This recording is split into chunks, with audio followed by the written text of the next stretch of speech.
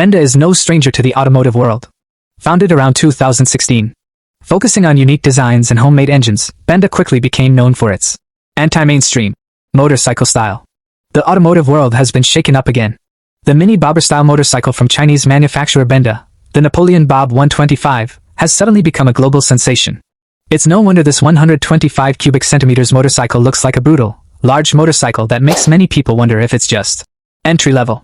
This motorcycle has even been called the most eccentric and daring 125 cubic centimeters motorcycle currently available, combining the aura of a large cruiser with a small, efficient engine.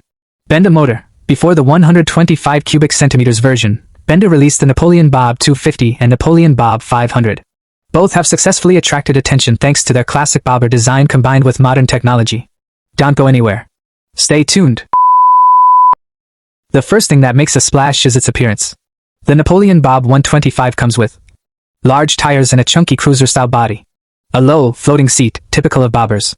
A muscular tank and stylish exhaust. Modern LED lights plus TFT display. The design truly defies logic in the 125 cubic centimeters class. Many say this bike looks like a 500 cubic centimeters or larger motorbike. In fact, various reviews have described this bike as a mini bobber with big attitude. This is the most surprising part. The Napoleon Bob 125 uses 124.6 cubic centimeters V-twin engine, approximately 14 HP, 14.5 Newton meters of torque, top speed up to 120 kilometers per hour.